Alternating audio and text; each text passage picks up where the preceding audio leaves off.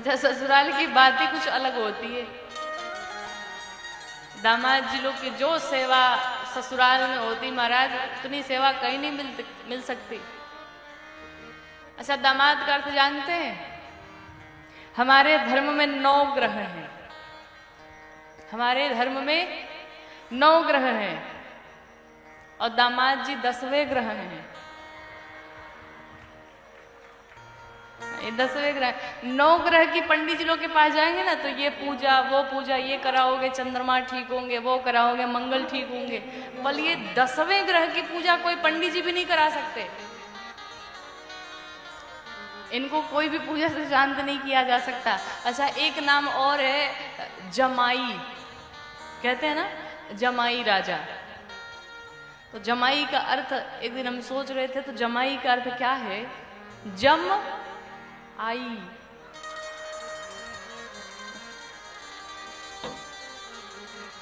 जम आई, वही है जमाई। यमराज महाराज से भी भयंकर है, वही है जमाई। अच्छा, कुछ लोग को ससुराल में जब आगे पीछे एकदम सालियां रहे, खूब जीजा जी सासू मैया बढ़िया बढ़िया 56 भोग बना के पवाया है महाराज, एकदम आने का तो मन ही नहीं करता होगा। कुछ लोग हर 2 महीने पे, हर महीने पे पहुंच जाते।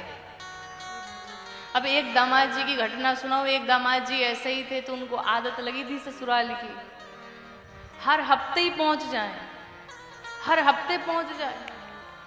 भाई अब दामाद जी आएंगे तो सादा भोजन तो देंगे नहीं, बढ़िया भोजन बनाना पड़ेगा, पकवान बनानी पड़ेगी, सेवा तो करनी पड़ेगी। सासू मैया परेशान हो गई, जब देखो तब महाराज आ ही रहते।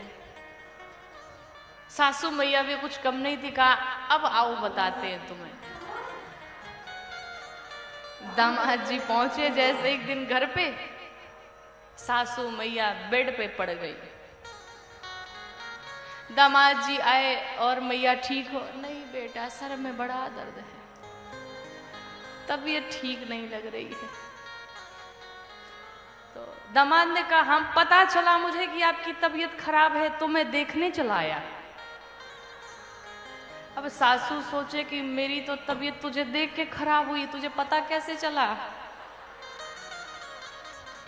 तुझे कैसे पता चला कि मेरी तबीयत खराब है तुझे देख के? लेकिन अब कहें तो कहें कैसे बाहर से? तो कहने नहीं ठीक है। तो दामाद जी ने कहा, मैया चलो आप अपना ध्यान रखो।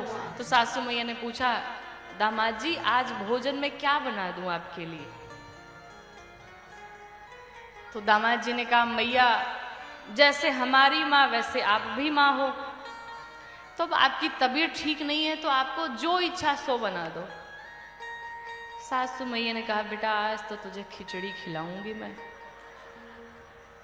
बहुत खा लिए 56 भोग। सासू मैया ने कहा, आज कहो तो खिचड़ी बना दो। दामाद सोचे, बताओ ससुराल में आके खिचड़ी खानी पड़ रही है, लेकिन अब दिखावा करना है, बेटे बने हैं तो खिचड़ी तो खानी पड़ेगी। अब मैया उठी, खिचड़ी बनाया।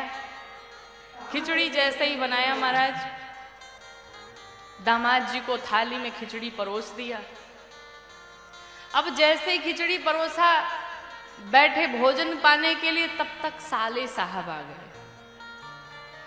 अब जीजा जी और साले में इतना प्रेम होता है कि जीजा जी घर वालों की बात नहीं मानते, साले की बात मानते। तो अब साले साहब जैसे ही आए तो जीजा जी ने कहा, आओ भाई आओ, साथ में ही बैठ करके भोजन पा लेते। अब दोनों साथ ही बैठ गए भोजन करने के